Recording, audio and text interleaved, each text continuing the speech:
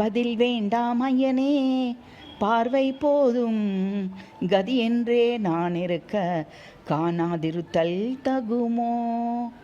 விதி என்று நீயும் வெறுமனே வீற்றிருந்தால் மதி குருவே உந்தன் மாண்புதான் என்ன? இது காரும் போதும் இனியும் இவ்வாறாய் எதுவும் இசையாமல் இருத்தலும் முறையோ?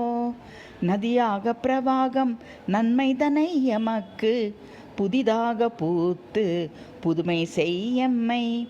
நிதினவமும் நிம்மதியும் நீங்காத உடல் நலமும் அதிலேதும் குறைவில்லா ஆனந்த அன்பில்லம். முதல் செய்து மகிழ் செய்து முத்தாக விலை செய்து துதி செய்து உனை மறவா தூய வாழ்வை தொடர்ந்தருளே. மதிசூடி நதியோடும் ததித்தாள பதிபரமே, எது கேளும் இனி முன்னே இமை திறந்தருள் கண்ணே.